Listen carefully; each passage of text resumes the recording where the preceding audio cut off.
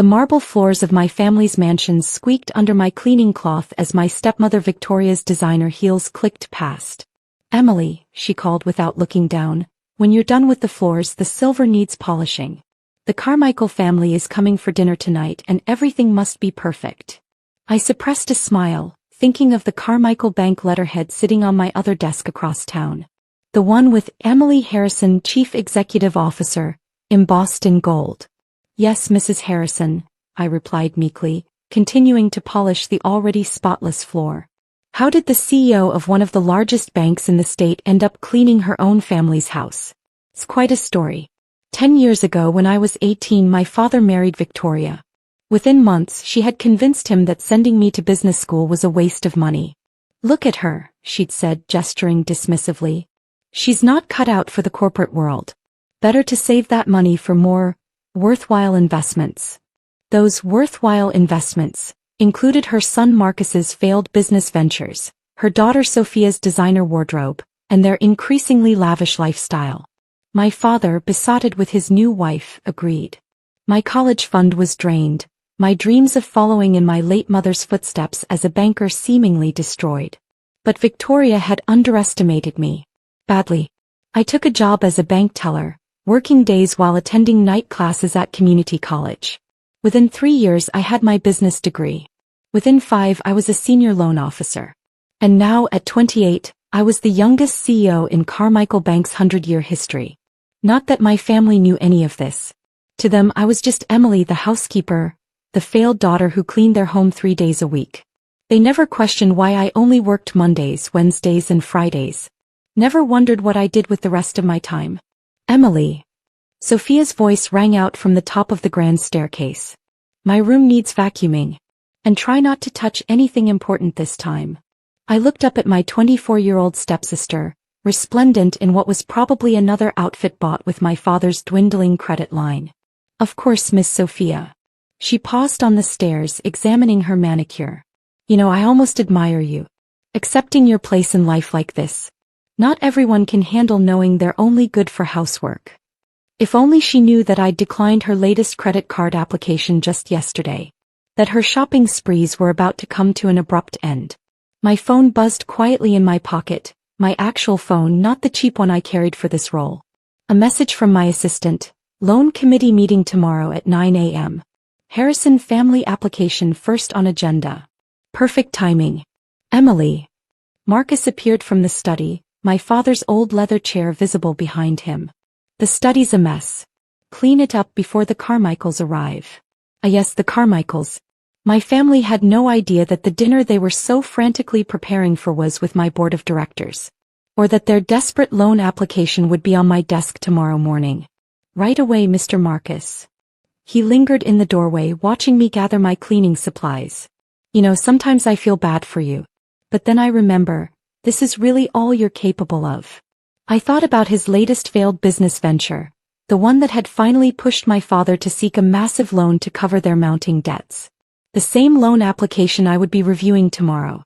"Some people just aren't meant for success," he continued, straightening his expensive tie. "Better to accept your limitations." My other phone buzzed again. My CFO this time.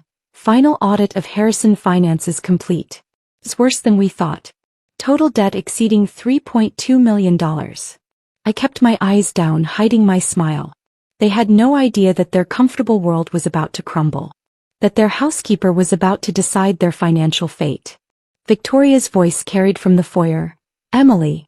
The Carmichaels will be here in 4 hours. This house needs to be perfect."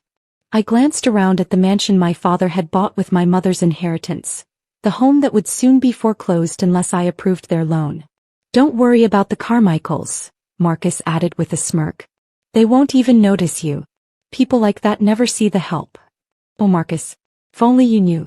My real phone buzzed one more time. A message from Thomas Carmichael himself, the bank's chairman. "Ready for tomorrow, Emily? Time to show your family who's really been cleaning up their messes."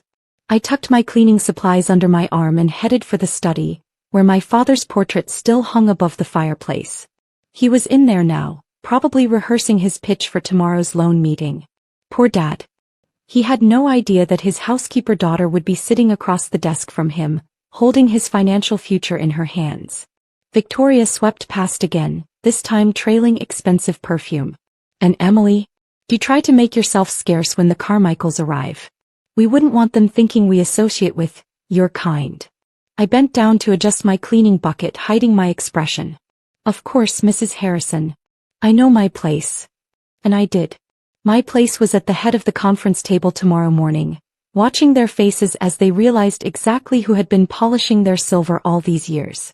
The Carmichael Bank conference room had floor-to-ceiling windows overlooking the city, leather chairs that cost more than my stepfamily's monthly credit card bills, and one perfectly positioned seat at the head of the table.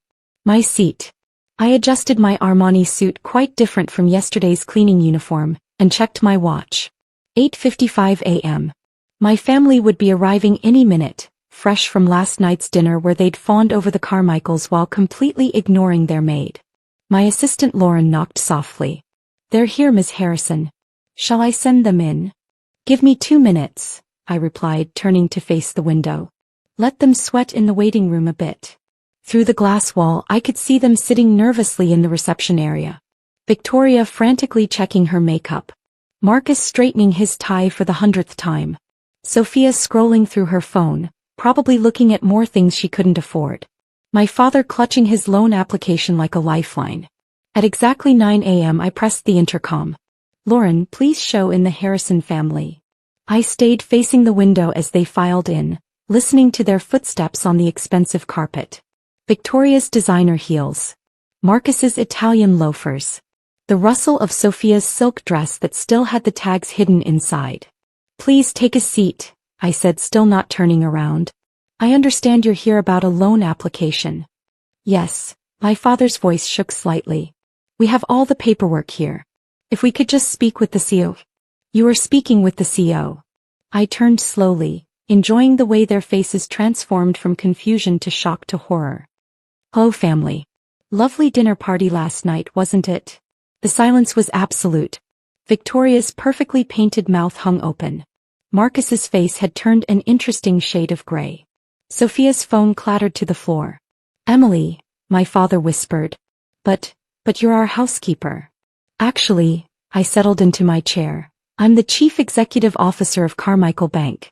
The housekeeping was more of a hobby. This is impossible. Victoria stood up so quickly her chair rolled backward. You can't be, you're nothing but a maid.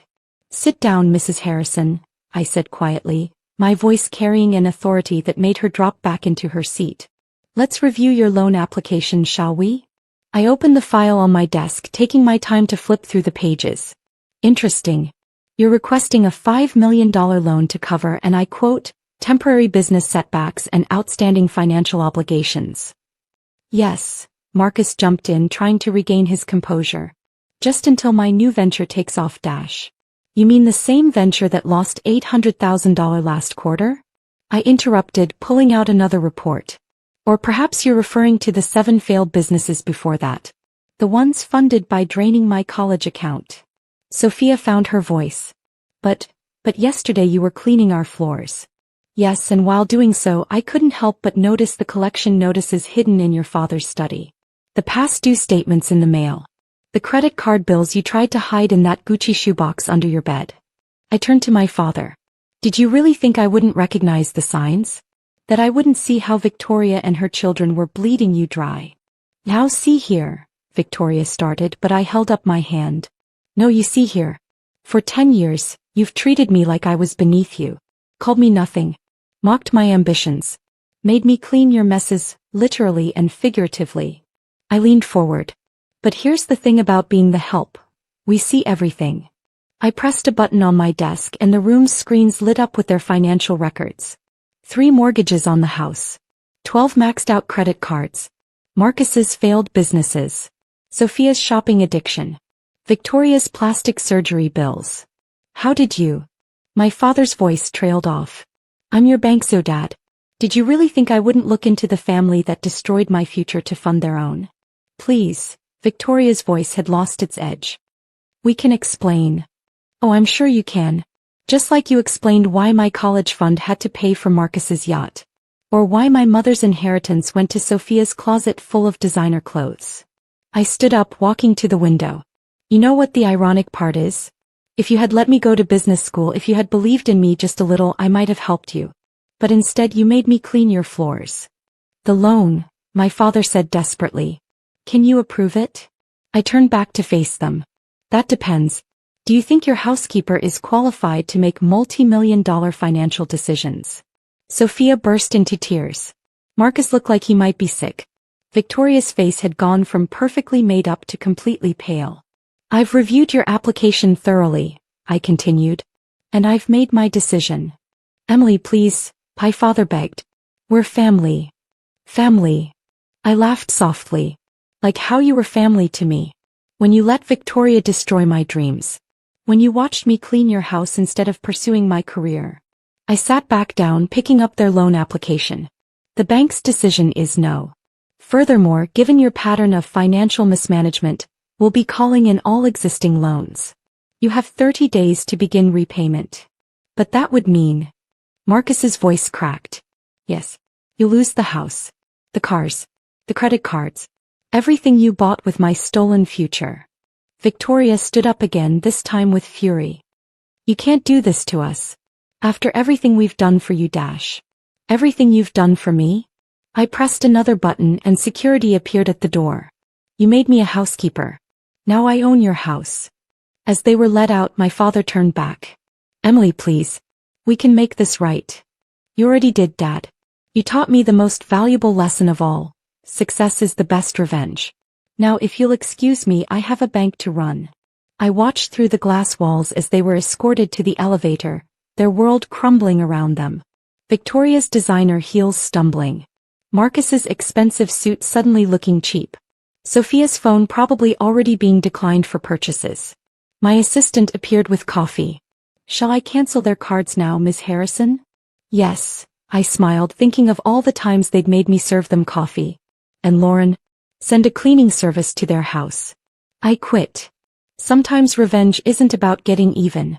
Sometimes it's about letting them realize that the person they thought was only good enough to clean their house now owns the bank that's foreclosing on it. And sometimes the best way to clean house is to own the bank that holds the mortgage. My phone buzzed, a desperate text from Victoria. We can work this out. Please don't do this to your family. I deleted it without replying and turned back to my work. After all, I had a bank to run. And a house to foreclose on.